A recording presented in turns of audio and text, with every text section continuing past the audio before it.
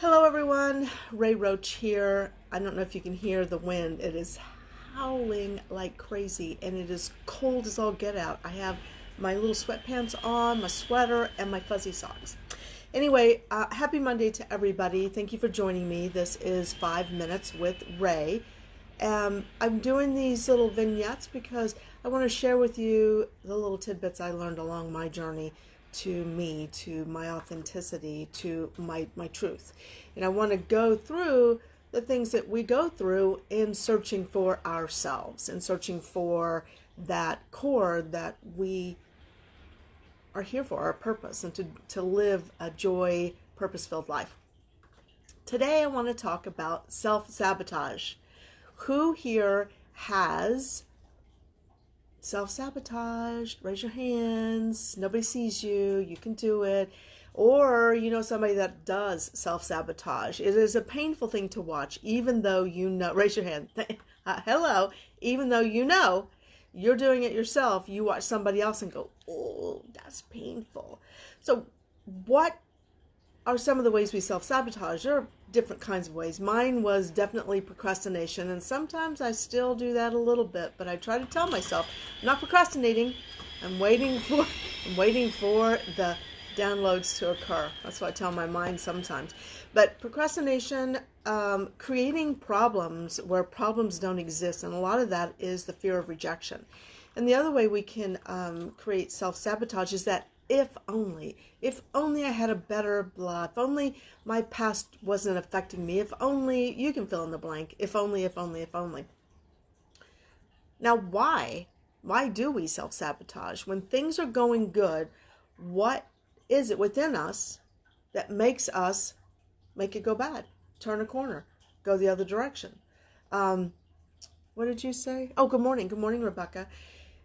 The biggest thing that keeps us in a self-sabotage mode is the fact that we, one, either don't think we're worthy enough, or two, or we are not lovable enough. Every one of those self-limiting beliefs that we have within ourselves fall from one of those two thoughts. I'm not worthy, I'm not lovable. So when you stop and think about that, then almost everything that you're doing and the reason you're doing it kind of starts to make a teeny bit of sense if you're a little self-aware. Now, depending on exactly which one it is and the things you do to self-sabotage, there are tons of ways that you can redirect this behavior. But I'm going to tell you 3 things today that it doesn't matter which one it is, doesn't matter how deep you are in it, one of these 3 things, or all 3, or a combination of them, you really, really need to do. The first one is, and I've said this almost on everything I do.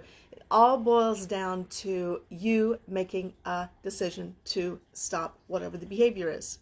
In this case, I'm going to make that decision to stop that person in my mind from talking. First thing you have to know is, who's that person talking? It's you. You have to get control of your mind. You have to... Sorry about that. You have to get control of your mind. So you have to make the decision that you want to stop. Now that's where the real journey begins, is once you make that decision, procrastination, right? Once you make that decision, then the real journey begins. Trust me, I know. So when you stop that chaos, you make the decision, you stop that chaos, and you start thinking of ways to redirect your thought process, redirect the things that you are putting in front of you, the procrastination, understanding that that is not the way to accomplish anything. And the other thing you need to do is you need to get support. You have to have support. This is not a road that you are meant to travel alone. It is your journey, and that alone you must do, but you need people behind you. You need people supporting you. You need people uplifting you. You need people that truly believe in you and your journey. That tribe, that group of friends, that significant other, whatever it is, get the support. And conversely, if the people around you are negative as well, or self-sabotagers as well, then you need to start pulling yourself back from them and Start looking for people that truly are on that journey towards themselves. So, one, make that decision. That's where it all starts, is make the decision.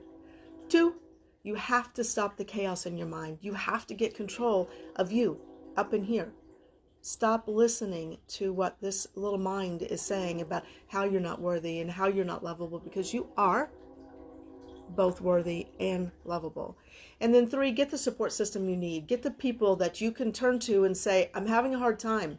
I've got friends. I've got my tribe. You know who you are, Rebecca, Eileen. You know who you are, Mary, Melanie. You know who you are, Cheryl's, all my Cheryl's. You know who you guys are.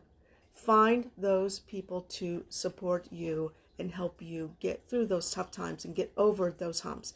They say, I think it's Tony Robbins, and I don't know, it could be somebody else. Let me see if I always get this wrong. Oh, that was a bad one. Okay. When the pain of staying the same is greater than the pain of change, that's when you make the decision. When the pain of staying the same, saying that same self-sabotager is greater than the pain of change, that's when the decision is made. That's a hard thing to understand, that your pain of staying the same has to be greater than the fear of change. So today I wish you to be kind to yourself, to love yourself, and to respect that awesome individual that you are. Until the next time, the journey continues.